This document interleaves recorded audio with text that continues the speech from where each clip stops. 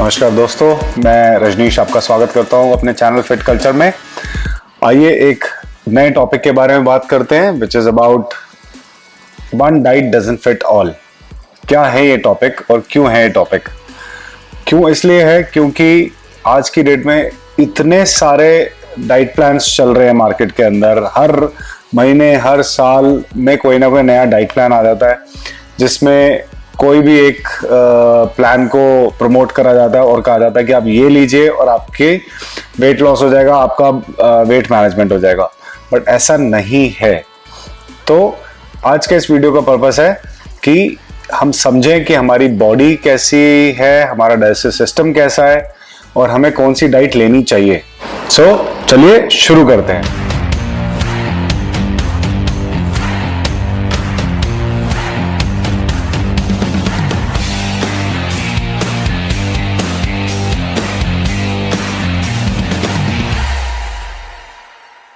चलिए समझते हैं कि जो लेटेस्ट ट्रेंड है आज की डेट में डाइट्स का, वो हमारे लिए क्यों काम करेगा और क्यों काम नहीं करेगा।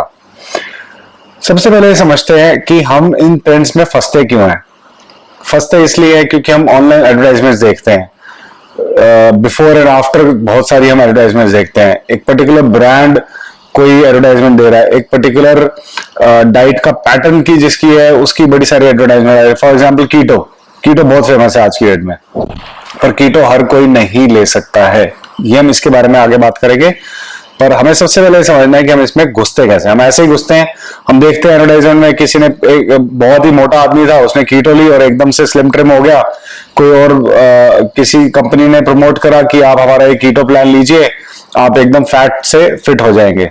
होता नहीं है ऐसा। हर इंसान का जेनेटिक सिस्टम अलग है, हर इंसान का डाइजेस्टिव सिस्टम अलग है, हर इंसान का उस खाने को पचाने की कैपेबिलिटी अलग है। इस वजह से ये चीजें पॉसिबल नहीं है।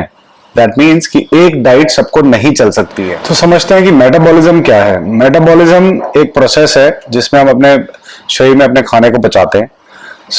कोई भी इस प्रोसेस में जो भी हम खाना खाते हैं वो एक particular amount of energy release करता है। वो खाना हमारा वो तेज करता है, धीरे करता है, उस चीज के ऊपर डिपेंड करता है और उस पूरे प्रोसेस को ऑक्सीडेशन कहते हैं। होता क्या है कि मैं फॉर एग्जांपल खाना खा रहा हूं, मेरे को बार बार भूख लग रही है और मैं और खा रहा हूं और वो मेरे को खाना पच भी रहा है जल्दी से। एक पर्टिकुलर ऑक्सीडेशन प्रोसेस है जो ज्यादा फास्ट हो रहा है नॉर्मल से। इसी तरीके से हमने 3 कैटेगरीज में डिवाइड करा है अपने मेटाबॉलिज्म को।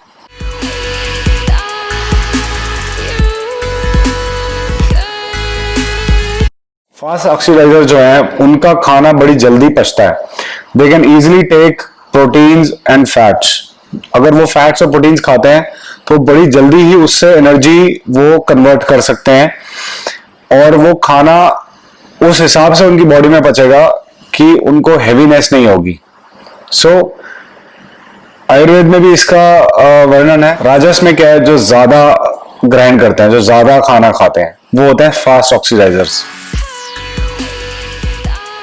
दूसरा है स्लो ऑक्सीडाइजर्स। स्लो ऑक्सीडाइजर बिल्कुल ही अपोजिट है फास्ट ऑक्सीडाइजर्स के। दैट मीन्स उनको खाना बहुत धीरे पचता है।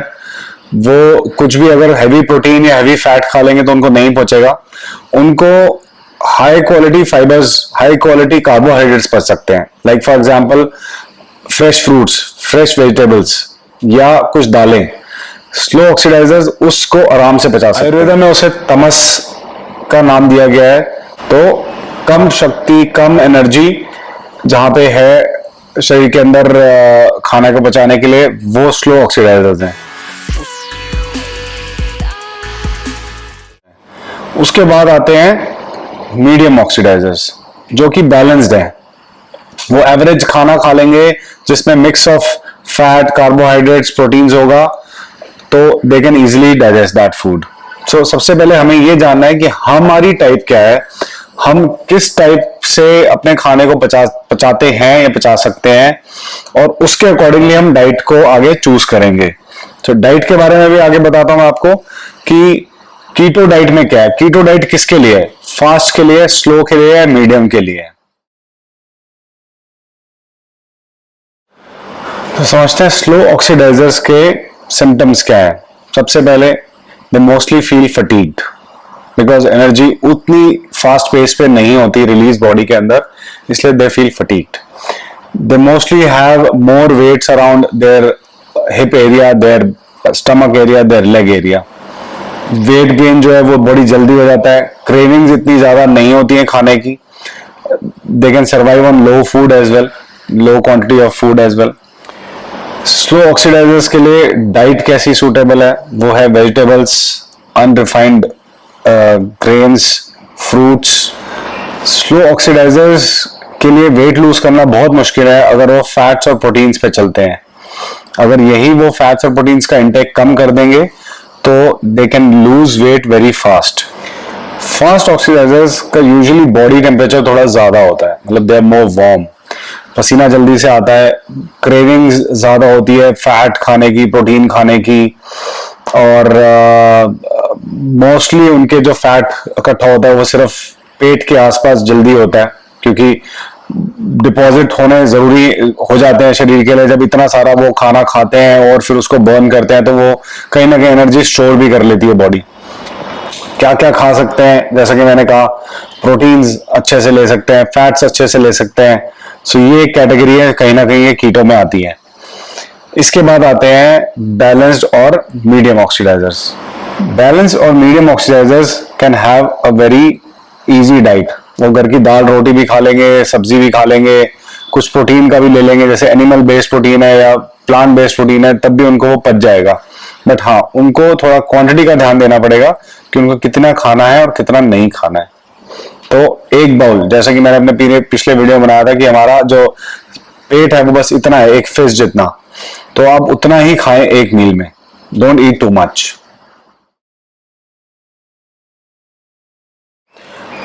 तो सबसे पहले लेते हैं हम कीटो डाइट. कीटो डाइट का बेसिस है हाई प्रोटीन हाई फैट. कोई भी इंसान जो स्लो ऑक्सीडाइजर है, अगर वो ये डाइट लेगा तो वो मोटा हो जाएगा, बिकॉज बॉडी के अंदर उसको डाइजेस्ट करने की क्षमता ही नहीं है. वो और डालेगा ये वाला सारा प्रोटीन्स और फैट्स, बॉडी और स्लो हो जाएगी, प्रोसेस और स्लो हो जाएगा, and they will start gaining fat. Energy भी नहीं रहेगी शरीर के अंदर, यू विल फील लेथार्जिक. सो सबसे बड़ी जो लोग मिस्टेक करते हैं during keto diet, let's say अगर आपकी body fast, if you are a fast oxidizer, सबसे बड़ी जो मिस्टेक लोग फॉलो करते हैं वो ये हो जाता है कि हाई अनसैचुरेटेड फैट्स खाने लग जाते हैं. वो like may be red meat और समथिंग, जहां पे उनको खाना चाहिए एग्स, एवोकाडोज और समथिंग लाइट. तो ये कीटो डाइट वालों को ध्यान देना है कि वो जब भी अपनी डाइट सिलेक्ट करें तो एक अपने टाइप के हिसाब से करें, अपने बॉडी टाइप के हिसाब से करें, और कभी भी ऐसे फैट्स ना डालें रेड मीट जैसे, जिससे उनका प्रोसेस पॉजिटिव की जगह नेगेटिव में जाए. इसके बाद बात करते हैं हम पेलियो डाइट की. पेलियो डाइट को हमें कीटो के साथ कंफ्यूज नहीं करना है, क्योंकि पेलियो में भी कार्बोहाइड्रेट्स नहीं खाए जाते हैं, नेचुरल फ्रूट्स, फूड्स, प्रोटीन्स खाए जाते हैं, पर मोस्टली ओनली नेचुरल. कहीं भी हमें कोई प्रोसेस्ड आइटम नहीं लेना है, और डेयरी प्रोडक्ट्स भी पेलियो में नहीं होते हैं. सो पेलियो मेजरली सबको फिट करती है, बट पॉजिटिवली इफेक्ट करती है फास्ट ऑक्सीडाइजर्स को. अगर आपका ऑक्सीडेशन प्रोसेस हाई है, अगर आपका पाचन शक्ति ज्यादा तेज है, तो आप पेलियो को भी अडॉप्ट कर सकते हो. इसके बारे में मैं सब कुछ डिस्क्रिप्शन बॉक्स में लिखूंगा कि कौन कौन सी आप आइटम्स खा सकते हैं अपनी इन डाइट्स के बारे में. So keep on watching and follow the description box. इसके बाद आती है Mediterranean diet. Mediterranean diet is full of items.